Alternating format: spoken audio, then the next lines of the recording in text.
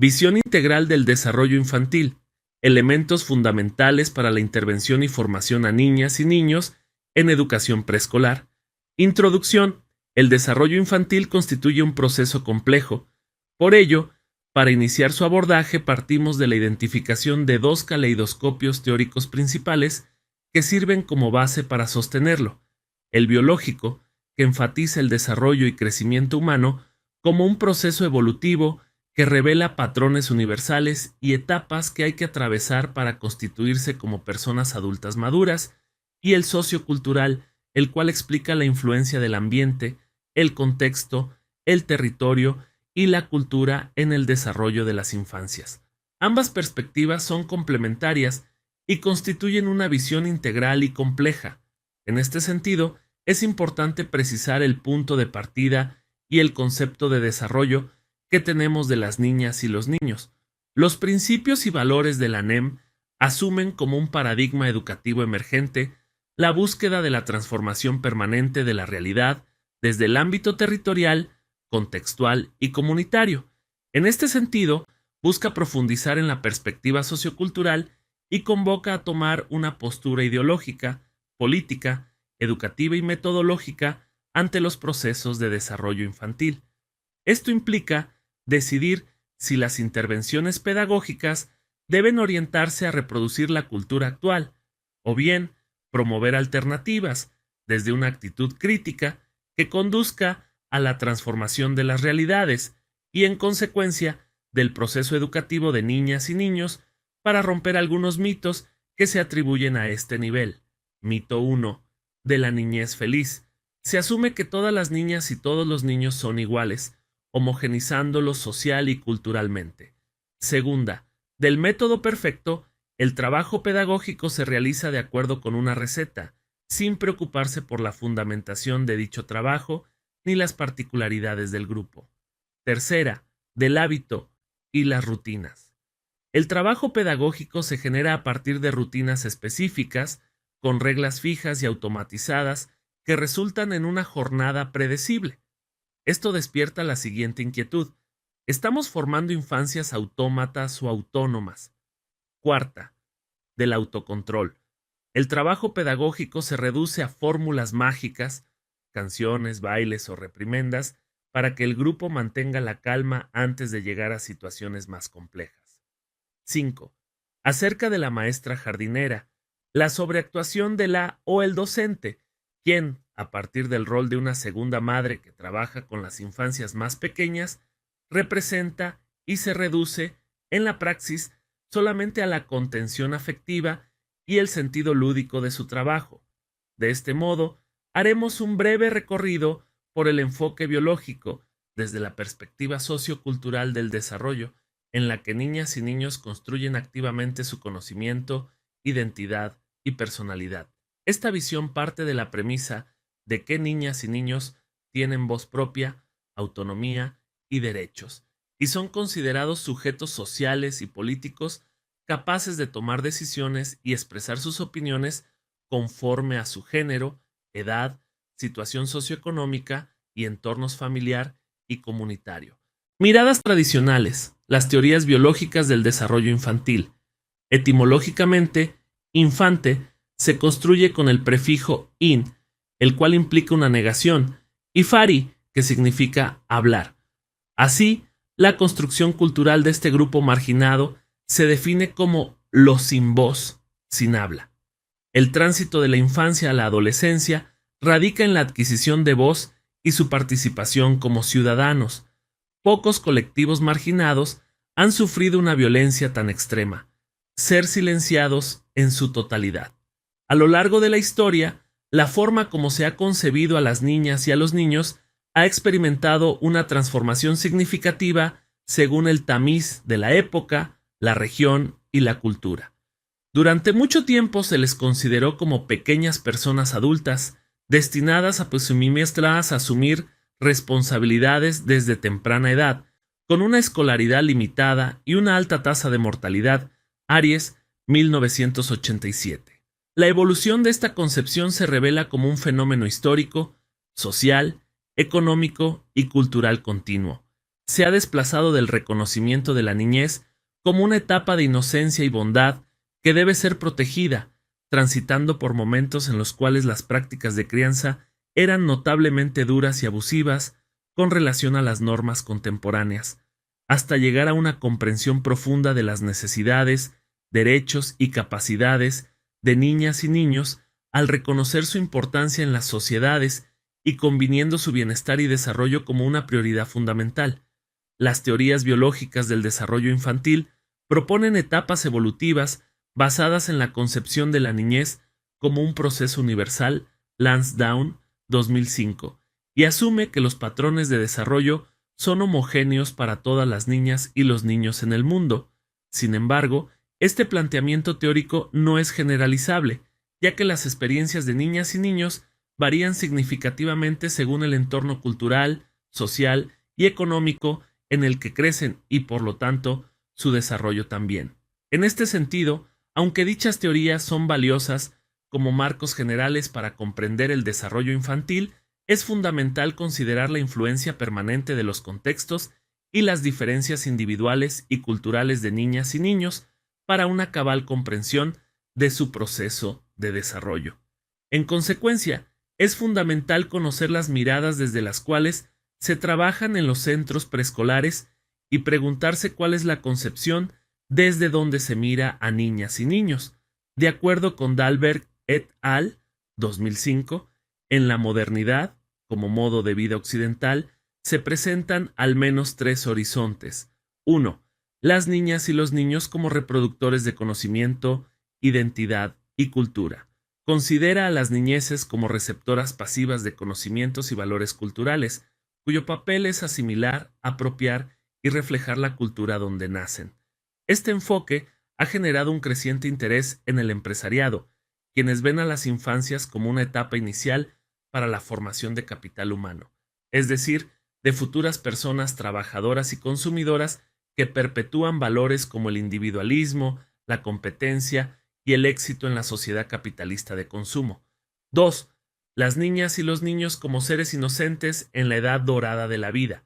Fomenta el deseo en las personas adultas de proteger a niñas y niños y de separarlos de un mundo violento, represivo, corrupto y comercial.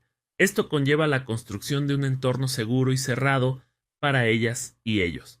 Sin embargo, se puede considerar como una forma de autoengaño de las personas adultas, pues ellas mismas viven y construyen ese mundo. Además, con la idea de generar ambientes protectores, en muchas ocasiones la gente adulta pierde de vista e invisibiliza los intereses y necesidades de las niñas y los niños. Tercera, la concepción de niñas y niños como seres naturales o científicos.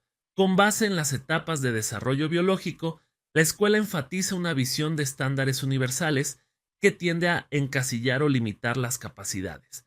Se pueden generar procesos de separación y discriminación contra las niñas y los niños que no cumplen con la norma. Además, se destaca una preferencia por promover habilidades específicamente cognitivas sobre otras áreas de desarrollo. Esto, en algunos casos, lleva a sobrevalorar a alumnas o alumnos con habilidades de memorización o vocabulario, mientras se dejan de lado el reconocimiento y el fomento de otras aptitudes igualmente valiosas. Bajo estas miradas, es pertinente que tanto centros de atención infantil como profesionales de la educación que trabajan con niñas y niños reflexionen sobre esos enfoques y reconozcan que niñas y niños no son homogéneos en términos biológicos, cognitivos, sociales y culturales.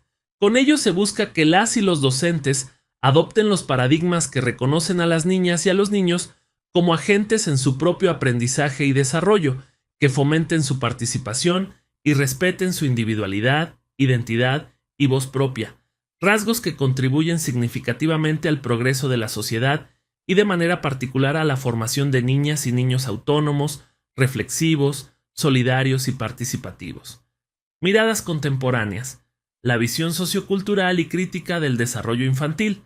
Trabajar con niñas y niños desde la visión sociocultural conduce a un creciente interés por el estudio e intervención del desarrollo con un matiz complejo, pues se reconoce la unidad y la diversidad humana al reunir y organizar conocimientos de diversas ciencias y saberes.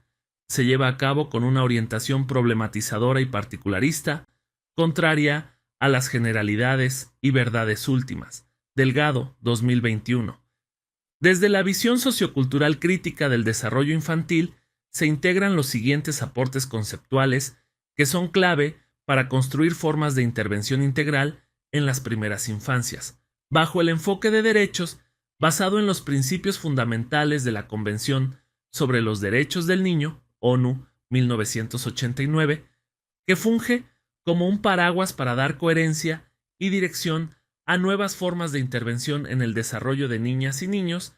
Se retoman modelos teóricos específicos que explican la influencia sociocultural, tales como el modelo ecológico de Bronfenbrenner, 1987, las creencias sobre la crianza según la perspectiva del nicho de desarrollo de Super y Harkness, 1986, los conceptos de aprendizaje social de Vygotsky, 1988, el aprendizaje dialógico de Paulo Freire, 2016, Wells, 2001, y Habermas, 1987, así como conceptos básicos de los procesos socioafectivos propios de la pedagogía de la ternura, Kusianovich, 2013. Primero, el enfoque de derechos en la educación, las conceptualizaciones del desarrollo de las niñas y los niños, donde se mira y se trabaja con ellas y ellos se basan en los derechos de la infancia. La educación parte de los principios, conceptos y contenidos establecidos por la Convención Internacional sobre los Derechos del Niño, adoptada por la Organización de las Naciones Unidas, ONU, en 1989.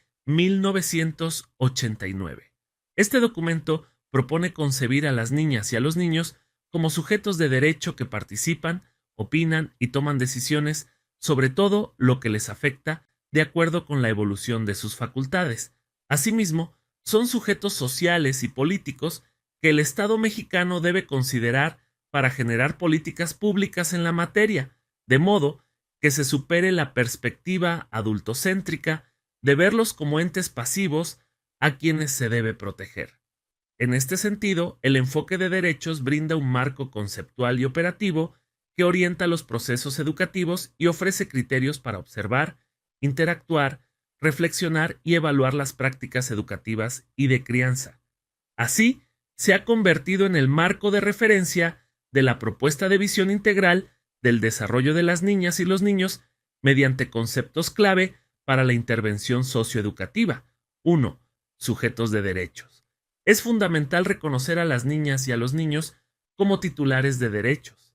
Esto implica respetar y garantizar sus derechos fundamentales y universales, así como comprender que son sujetos activos de la sociedad, capaces de participar en cuestiones comunitarias, sociales y políticas.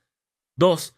La determinación del interés superior de la niñez, incorporado en 2011, constituye un derecho, norma y principio fundamental de la Constitución Política de los Estados Unidos Mexicanos y es un eje rector para la toma de decisiones de las familias, de las y los docentes, de la sociedad en general y del gobierno. Este principio postula que, al tomar decisiones y emprender acciones que trastoquen a las niñas y los niños, es imperativo considerar y priorizar su bienestar y desarrollo integral evaluando las posibles situaciones que los afecten, con base en sus derechos y ponderando aquellos que, de acuerdo con la situación y contexto específico, conduzcan a la mejor decisión para su bienestar. Tercera, participación y protagonismo infantil.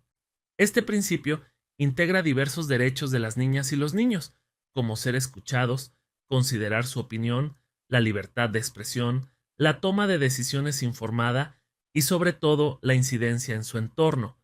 Cuando niñas y niños deciden lo que quieren, piensan y sienten, las personas adultas deben ofrecer las alternativas y crear las condiciones de apoyo, acompañamiento, negociación, consensos y acuerdos. Cuarta, la autonomía progresiva. Implica el reconocimiento de que las niñas y los niños ejercen por sí mismos y de manera gradual sus derechos en concordancia con el desarrollo de sus capacidades, bajo el entendido de que, desde su nacimiento, las personas adultas acompañan el proceso de desarrollo de niñas y niños al propiciar oportunidades y favorecer la toma de decisiones de acuerdo con su capacidad y nivel de madurez. Estos enfoques teóricos y operativos, que dan cuenta del desarrollo de las niñas y los niños, permiten comprender las concepciones, formas de evaluación e intervención educativa en un marco de complejidad donde ellas y ellos participan activamente y responden a procesos económicos, sociales y culturales. 2. Influencia de la cultura. Comprender el desarrollo infantil como un proceso cultural amplía los horizontes del trabajo educativo. En este sentido, Uri Bronfenbrenner, 1987, en su modelo ecológico, comparte un entendimiento del desarrollo basado en el resultado de la interacción entre el potencial biológico del ser humano y los sistemas sociales. Define al ambiente ecológico como un conjunto de estructuras seriadas representadas en una organización anidada en círculos concéntricos. En el centro se ubica a la persona en desarrollo, influenciada por los entornos que van de lo más inmediato, es decir, de los círculos más próximos, a los más distantes, que son los círculos exteriores. En el círculo interno de esta organización se encuentra el entorno inmediato, compuesto por su familia, los integrantes de su escuela o las y los vecinos de su comunidad. A este primer círculo se le denomina microsistema. En el siguiente nivel se encuentra un sistema más complejo que propone mirar más allá de cada uno de los entornos inmediatos en los que niñas y niños se desarrollan, donde se analizan las interrelaciones entre los integrantes del microsistema. A este nivel se le denomina mesosistema. En el tercer círculo se ubica el exosistema, que conduce a una relación directa entre el desarrollo de las niñeces y lo que ocurre en los entornos donde niñas y niños no se encuentran presentes o no participan de manera activa, pero donde se producen hechos que perjudican su entorno. Por ejemplo, el empleo de las familias. En el macrosistema, cuarto círculo de la organización, se produce un fenómeno que corresponde a los tres niveles del entorno ecológico descritos, en donde los sistemas suelen ser muy parecidos en una cultura mientras que, en otra, los tres niveles serán diversos. El macrosistema es la ideología y el sistema de creencias de la sociedad en la cual se desarrollan las niñas y los niños. Por último, se encuentra el cronosistema, que se refiere a la dimensión temporal y a los cambios que ocurren en los sistemas y contextos en los que niñas y niños viven y se desarrollan. Estos cambios pueden ser graduales o abruptos y afectan a los demás sistemas del modelo ecológico. Los sistemas explican el contexto relacional y su influencia tanto en el desarrollo cognitivo y de la personalidad como en la comprensión del mundo de las niñeces. Todas las relaciones son bidireccionales, es decir, niñas y niños son afectados por las situaciones y los contextos de cada uno de los círculos anidados y estos influyen, a su vez, en las situaciones y en los contextos.